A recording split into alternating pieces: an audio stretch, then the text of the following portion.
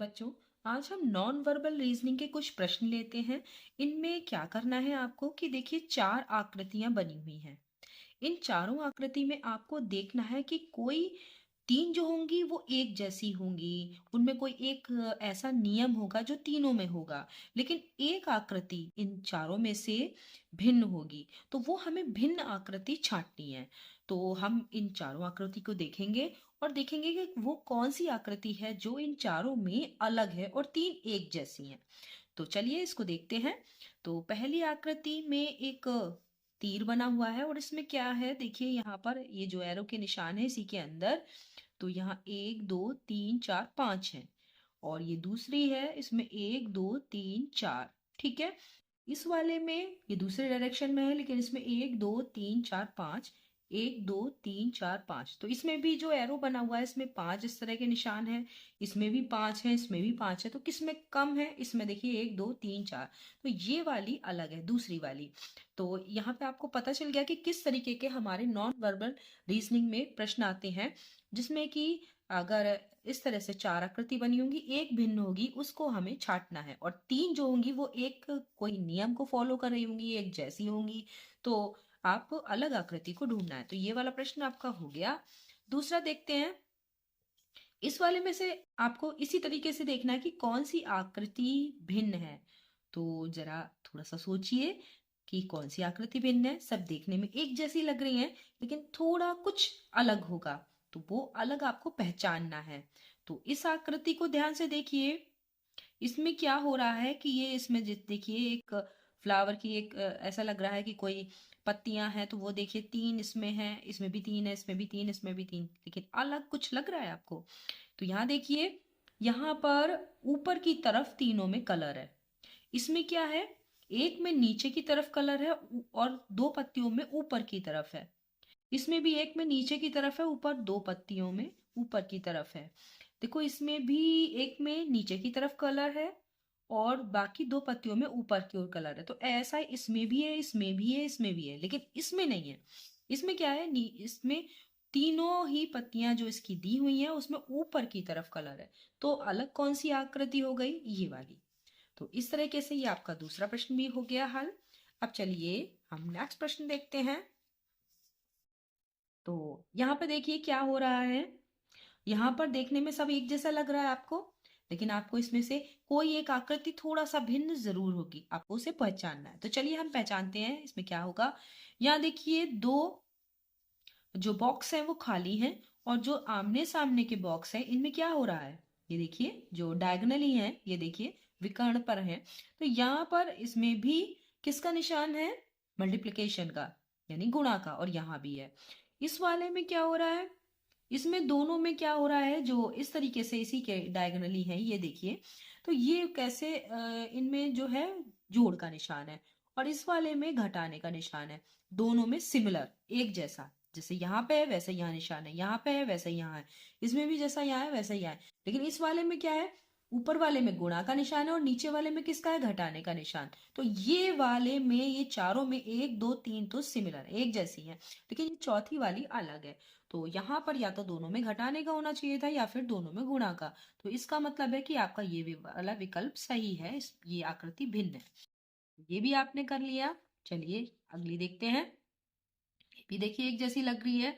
इसमें क्या है कि एक लाइन है, लाइन के दोनों तरफ अपोजिट देखिए, ये इस तरफ और इस तरफ क्या है?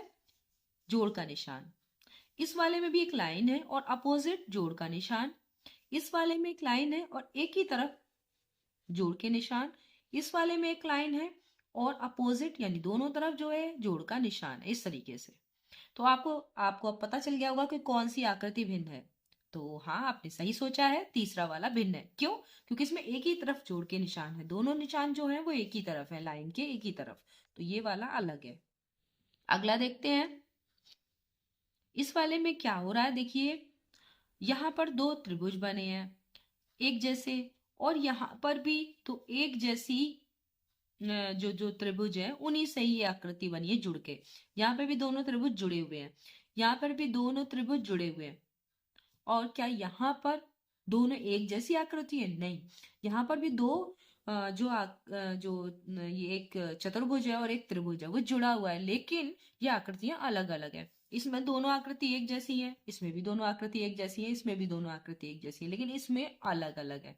तो यही आपका राइट आंसर है। ये जो आकृति है वो इन तीनों से अलग है।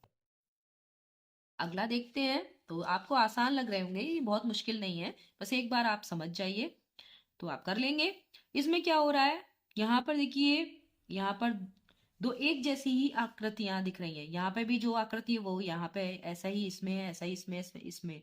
तो कौन सा अलग है, कौन से में थोड़ा सा अंतर है जो तीनों में नहीं है। बाकी तीनों में देखिए, इसमें देखिए एक चतुर्भुज के थोड़ा सा जो दूसरा चतुर्भुज है वो थोड़ा सा उसके अंदर है। इसमें एक त्रिभुज है, उसके अंदर दूसरा त्रिभुज है, लेकिन वो उल्टा होके है, और बीच का जो भाग है जो इन दोनों का जो कट रहा है, जो एक दूसरे से मिल रहा है, वो कलर है।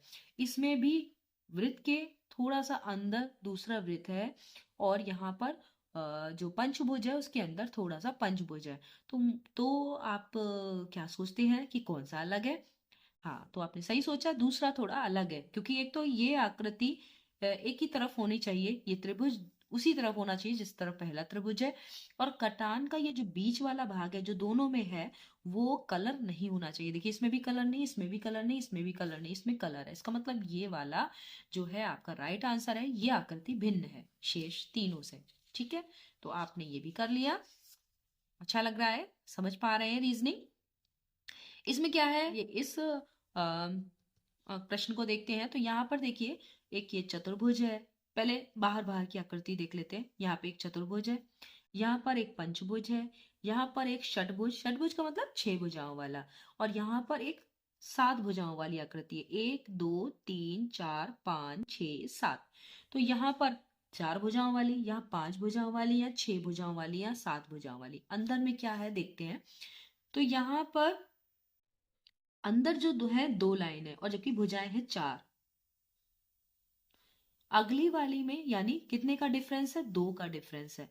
यहाँ पर अंदर 3 भुजाएं हैं, जो आकृति बनी है त्रिभुज वो 3 भुजाओं का है, और बाहर है 5 भुजाओं वाला पंचभुज। तो यहाँ पर भी 2 का डिफरेंस था, और यहाँ भी 2 भुजाओं का डिफरेंस है। तो अगली आकृति में भी अंदर और बाहर की आकृति में 2 भुजाओं का डिफरेंस होना चाहिए। तो यहाँ बना है पंचभुज, बाहर है षटभुज, केवल एक भुजा का डिफरेंस है, तो ये यानी अंतर है। तो ये वाला आपका रॉन्ग है, गलत है। तो ये भिन्न है, क्योंकि देखिए इस वाले में पंचभुज है, अंदर पंचभुज का मतलब 5 भुजाओं वाला, बाहर 7 भुजाओं वाली आकृति है। तो इनमें भी 2 भुजाओं का डिफरेंस है। तो ये वाला पहला, दूसरा और चौथा मैच कर रहा है, लेकिन तीसरा मैच नहीं कर रहा।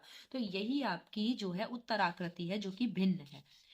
और अब अगला देखते हैं। इसमें 4 आकृति बनी है, देखने में एक जैसी लग रही है, लेकिन कुछ अंतर है। तो चलिए देखते हैं। तो इसमें ये जो इसमें जो लाइन है, यहाँ पर 2 लाइन है, यहाँ पर 2 लाइन है, यहाँ 2 लाइन है, यहाँ पर कितनी है? 3।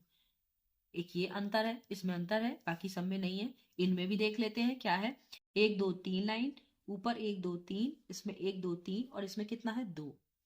तो ये वाली आकृति अलग है, शेष तीनों आकृति एक जैसी है। देखा आपने कि खेल खेल में आपने कितने सारे प्रश्न रीजनिंग के कर लिए कि 3 आकृतियां एक जैसे नियम को फॉलो करती हैं और एक आकृति भिन्न थी, हमें उस भिन्न आकृति को ढूंढना था।